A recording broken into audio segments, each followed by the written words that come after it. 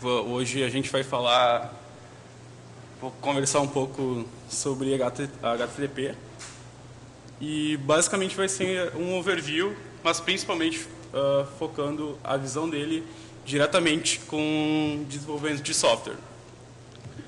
Me apresentando, sou o Luiz Fernando, mas prefiro que me chamem por Ferná. E aqui tem alguns links onde eu sou mais presente. Se alguém quiser me procurar para contato, é só procurar esses caras. Eu sou desenvolvedor na Orgânica Digital, que é uma empresa de inovação digital. A gente trabalha com bastante software, mas sempre focando a inovação. Essa foto do fundo é a foto do último hackathon que a gente fez. Às vezes a gente se organiza para desenvolver projetos em um dia só. Quem quiser entrar em contato, conhecer a empresa e talvez, quando abrir uma vaga, tentar, recomendo bastante. Então, HTT o quê? Vocês podem levantar quem trabalha com desenvolvimento web, levantar a mão. Então, vamos explicar.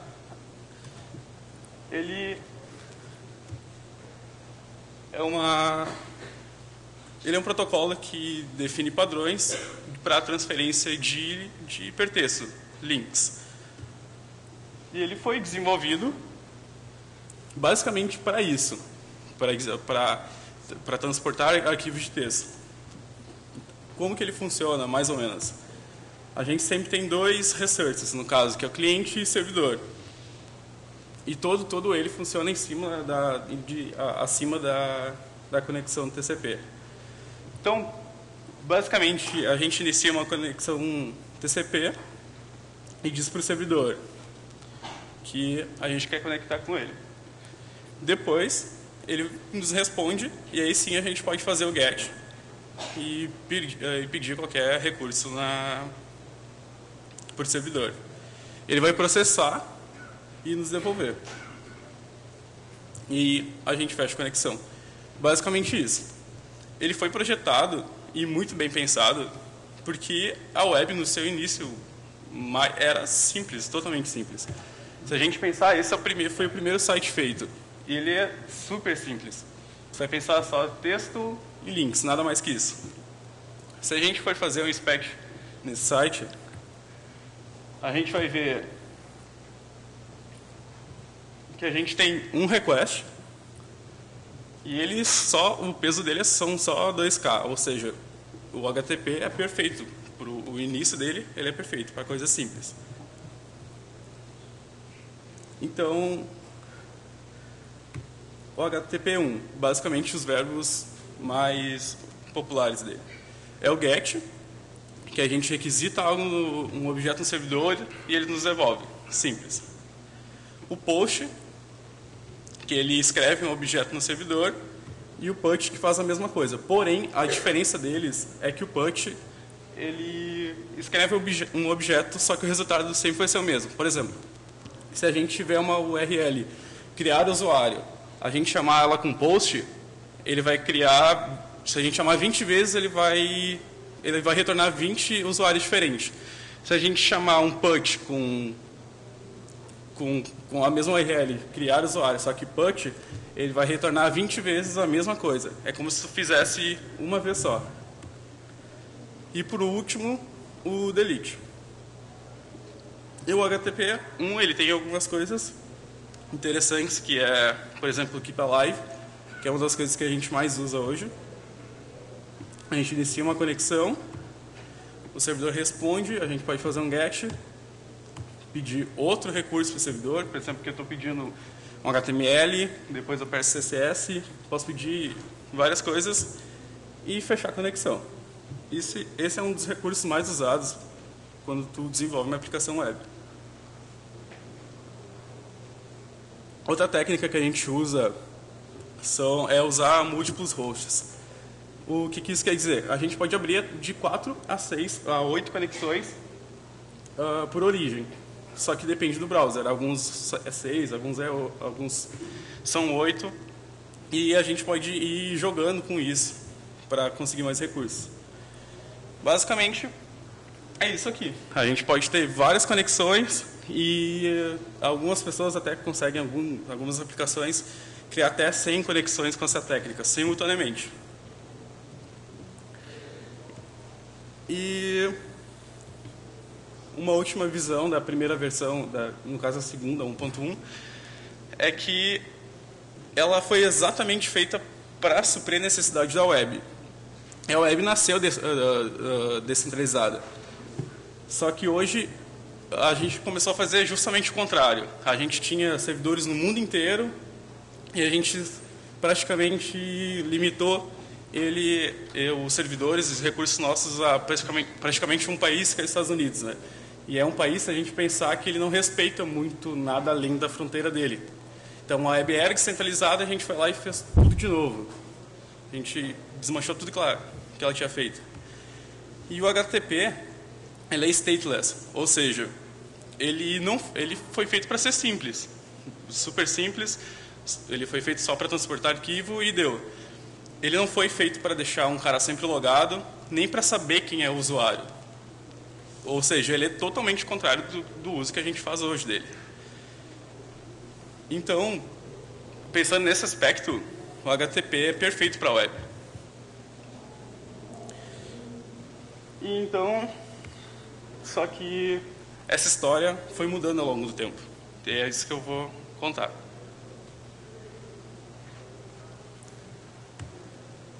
Então, em 1990 surgiu o HTML, que é aquele primeiro sitezinho lá que eu mostrei, do projeto www. Em 93 surgiu o elemento MG, para inserir imagens dentro de um documento. Em 94 surgiu o CSS, que nos permite personalizar páginas HTML. Em 95 surgiu o JavaScript, que foi criado para a gente melhorar a experiência do usuário. Se a gente pensar só nesses quatro aspectos, a gente já tem 4 requisições. Ou seja, a gente deixou de só transportar um arquivo de texto e fazer bem mais coisas que era planejado. Ou seja, a web começou a evoluir. Mas e o HTTP enquanto isso? Ele não evoluiu nesses 5 anos?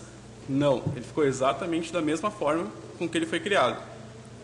Então, a gente tem imagem, a gente tem CSS, a gente tem JavaScript, e ele continua funcionando da mesma forma, só transportar texto. Então, a gente tem, em 91, que é a primeira versão do HTTP, e em 99 saiu o segundo rascunho dele, que é o que a gente usa hoje.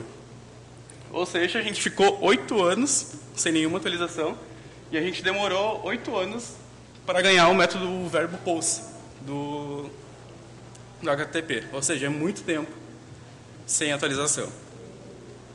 E se a gente pensar, a versão 1.1 que saiu em 99 é o que a gente usa até hoje. O padrão é esse, ele não mudou, ficou muito mais tempo sem draft do que a primeira versão.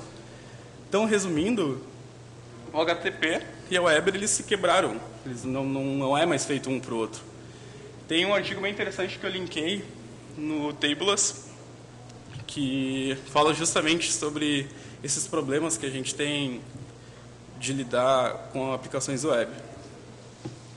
Então, mas em situações difíceis, o homem sempre evoluiu. A gente precisa de situações difíceis para evoluir, e o que a palestrante estava falando, né? A gente sempre precisa inovar.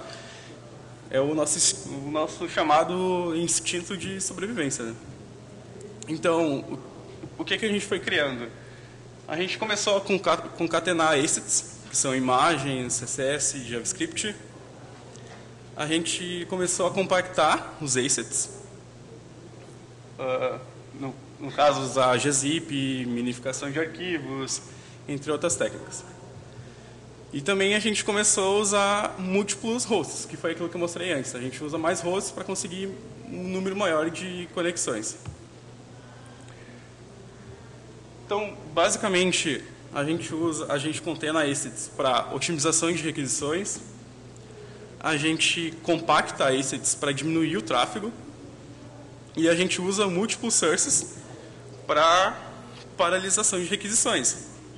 Ou seja, a gente teve que ir se virando na selva enquanto o mercado corria o mercado e a web corria de uma forma muito mais rápida do que o HTTP. Mas o cenário foi mudando. E em 2015 a gente chega com bastante evoluções incríveis também. E a web também.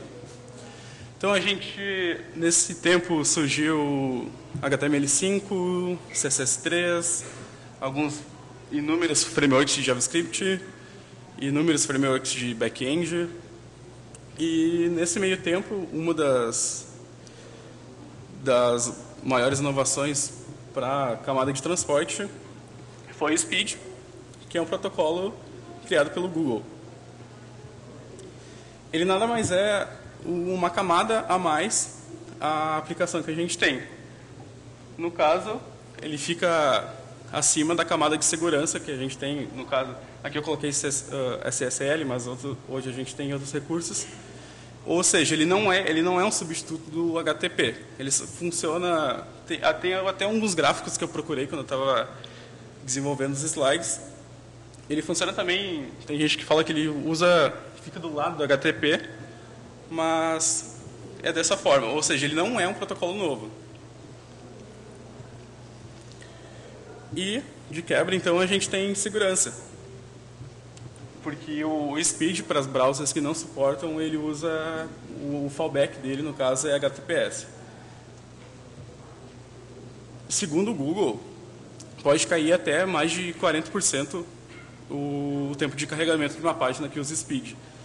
Eles falaram que no Google mesmo, na principal ferramenta deles, no caso, no buscador, eles melhoraram em 45% a performance depois que começaram a usar o Speed.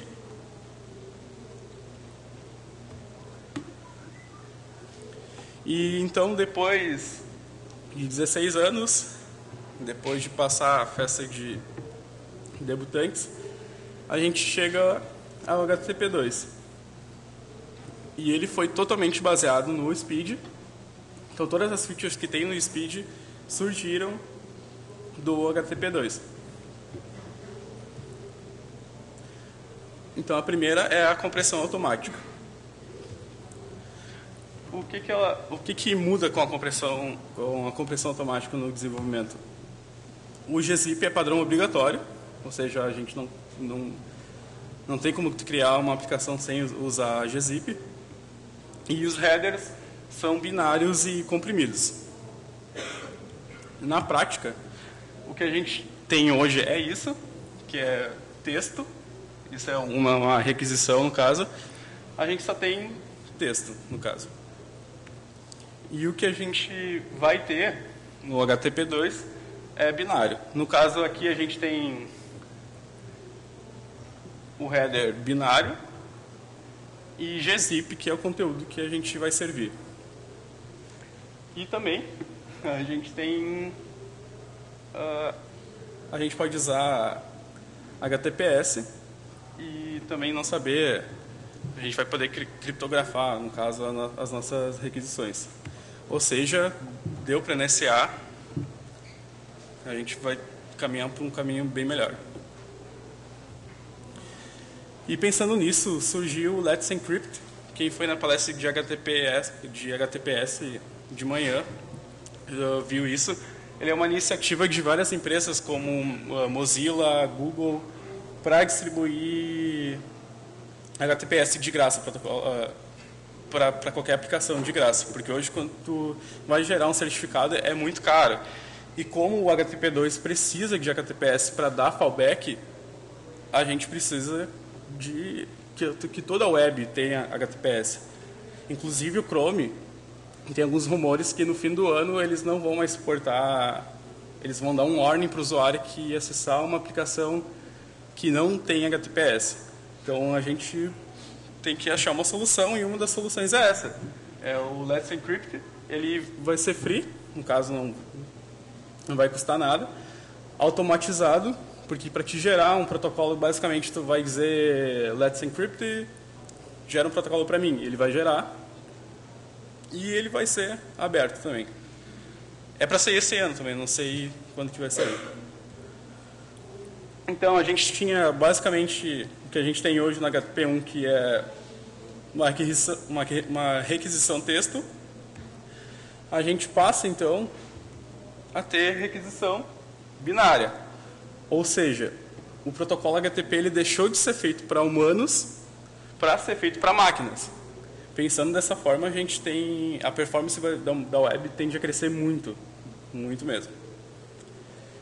Então, outro aspecto que a gente tem, outra feature que a gente tem no HTTP2 é o multiplexing, que é uma das coisas mais legais que eu acho.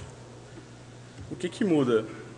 A gente pode fazer requisições para o servidor paralelamente e ele também pode nos responder paralelamente. Não vai mais ter aquela coisa de perguntar, esperar ele responder, ou esperar ele processar e assim por diante. Ou seja, a gente vai poder fazer mais de uma requisição por conexão. Basicamente, então ele vai funcionar dessa forma. A gente inicia uma conexão e já pede vai poder pedir mais de um recurso para ele e ele já vai também poder nos responder com mais de um recurso. E fecha a conexão. Então, para resumir, multiplexing é amor. Não tem outra definição para ele a não ser isso. Ou seja, lá daquela lista lá do início que a gente tinha, a gente já matou um item. A gente não vai mais precisar concatenar assets, não vai precisar mais fazer sprite, fazer um arquivão de CSS para toda uma aplicação e JavaScript também. Outra feature que também veio do Speed e foi implementada no HTTP2 é a priorização de requisições. O que muda? A gente pode priorizar os recursos que a gente quer. Ou seja, a gente pode escolher para o usuário o que ele vai ver primeiro. Como que a gente faz isso hoje, geralmente? Geralmente a gente usa assets inline. Por exemplo, a gente quer que na primeira requisição o logo já apareça na tela do usuário. A gente vai lá e coloca a imagem inline. Ou a gente quer que a cor do site seja a primeira coisa que o usuário vai ver. Daí a gente vai lá e coloca no body uma tagzinha de estilo setando o CSS. Só que a gente sabe, quem é desenvolvedor sabe, que isso não é nada escalável e é bem difícil de manter. Então esse cenário vai mudar com a priorização de requisições. Esse é um exemplo, no caso a gente faz um get. Estou fazendo um get do index. Vou fazer o get de um arquivo de JavaScript. Só que o browser a gente pode indicar que o CSS é mais importante que o JavaScript, ele tem que carregar antes. Ou seja, ele já vai me responder antes de processar o JavaScript. E aí sim, só depois ele entrega o recurso para nós. Ou seja, nesse caso, a prioridade do CSS é maior e a gente pode ir jogando com isso. Então, com mais nesse caso, a gente checa outro item que a gente precisa lidar, que era usar múltiplos hosts. Server push. Como o nome sugere, o servidor pode enviar recursos para o cliente sem ele pedir. Ou seja, adeus gambiarra. Esse é um exemplo que a gente tem. Eu abra a conexão com o servidor e ele já vai saber que eu preciso de um JavaScript, que eu preciso de um CSS, ele já vai poder me responder sem eu precisar fazer aquela requisição. Ou seja, isso é muito bom. E com isso a gente checa outro caso, que é a compactação de assets e a diminuição de tráfego, no caso. Em vez de fazer 4 requests para montar um site super simples, como o primeiro que eu mostrei, a gente faz um só e o servidor já nos responde. E aqui eu tenho a frase de um amigo meu que trabalha comigo, que ele diz que as boas práticas que a gente desenvolve hoje eles são possíveis de serem futuros problemas que a gente tem. Se a gente chegar e não tem como a gente chegar hoje, eu quero usar HTTP2 e habilitar. Não posso fazer isso. Por quê que os padrões de hoje vão ser gambiarra? Sprite, por exemplo, que é aquela técnica que a gente concatena todas as imagens em uma só. Só que a gente não precisa fazer mais isso. A gente tem um custo para o browser e montar a nossa interface. A concatenação de arquivos também, a gente não vai mais precisar colocar tudo num JavaScript só e servir assets de domínios diferentes. A gente também não vai precisar mais fazer isso. Então, a gente risca os 3 itens.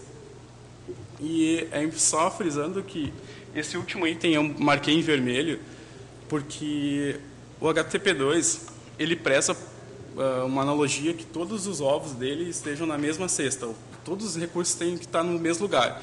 Então, às vezes, a gente tem um servidor que tem aplicação, outro servidor que tem as imagens, outro que tem vídeos. Não, dessa forma, a gente tem que mudar isso. Todos os recursos deles tem que ser no mesmo servidor, porque senão a gente vai estar abrindo outra conexão, indo em outro cara, e a gente vai possivelmente perder performance. Mas o mundo, apesar desses problemas, ele vai ser melhor. Só que eu não tenho certeza disso. Por que eu falo isso? Por exemplo, os nossos servidores eles vão ser mais exigidos. Ao mesmo tempo que a gente tinha um servidor só para entregar imagem, um servidor só para entregar vídeo, um servidor só com a requisição, agora o servidor vai ter que fazer tudo. Ele vai ter que entregar todos os recursos, ele vai ter que manipular a aplicação, ou seja, pode ser que seja um problema. Ou o custo fique maior também. Outra coisa que pode ser que seja um problema, mas a gente já construiu alternativas, é a parte do HTTPS. Que a gente precisa dele, é obrigatório, não tem como tu levantar uma aplicação com HTTP2 sem ter HTTPS. Então isso pode ser também um problema. E hoje, como que está se a gente quiser usar o HTTP hoje? No IE, ele funciona a partir da versão 11, que é a última no caso. No Chrome, ele funciona desde a versão 43. Nas antigas, você tem que habilitar uma flag. No Firefox, desde a versão 39. No Opera, desde a 30. E no Safari, desde a 9. Ou seja, o suporte ainda não é grande. Se a gente for ver no CanIUse, ele vai dizer que 48% dos browsers mundialmente hoje suportam o HTTP2. Ou seja, não é só sair usando, que a gente tem que cuidar bastante. Depende de cada caso, né? De cada aplicação, se tu vai servir a web pública que qualquer usuário vai poder acessar, ou se, enfim. E no back-end, tu pode habilitar alguns módulos no Apache e também no Nginx.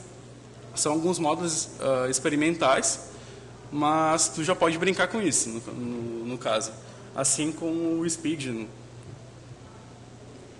Também Jet e o Net, para o Java, ele já tem também a implementação do HTTP2.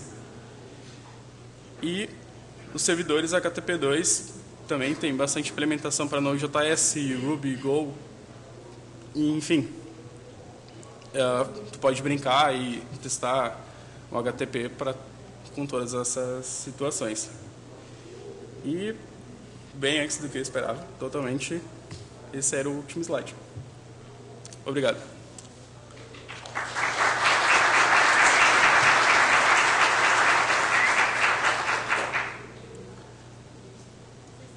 Alguma pergunta?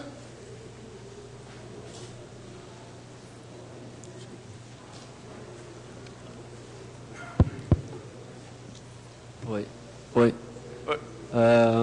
Tu falou antes que o Speed do Google ele tem um mecanismo de fallback para HTTPS, né? Sim. Esse HTTP2 ele tem também fallback para HTTPS e HTTP, caso o browser não suporte? Sim, é a mesma ideia. Tu precisa ter, porque daí tu vai estar entregando código encriptado, ou binário no caso, né? Tu não vai estar entregando texto pro cara. Sim. Então aí, nesse meio tempo, tu pode usar o HTTPS para suportar browsers antigos. Obrigado.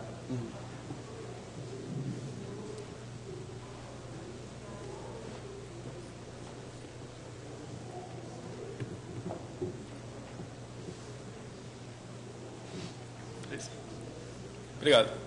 Tem uma.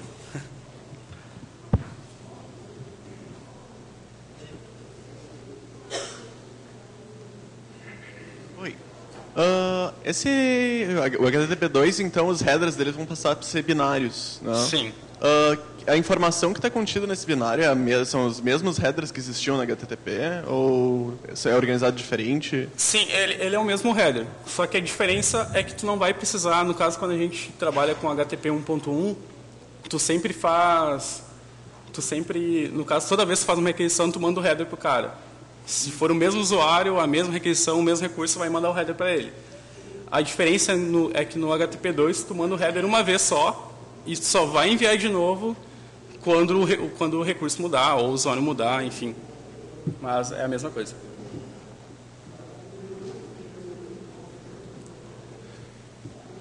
Tu falou ali o negócio de o cliente faz uma requisição, o servidor manda o HTML, o CSS, o JS. E como é que fica hoje que tem hoje aquela questão do cache no browser? Eu já sei que eu tenho JS atualizado, nem vou pedir. Esse até eu não coloquei esse ponto, mas esse é um caso que pode ser problemático. Por quê? Justamente porque tu tem que ver como é que tu vai lidar com o cache se o seu servidor vai poder mandar toda hora. Ou seja, tu vai ter um trabalho no front-end, mas também o server vai ter que saber quem que ele deve cachear, né? Então, justamente, não sei se eu respondi a tua pergunta, mas...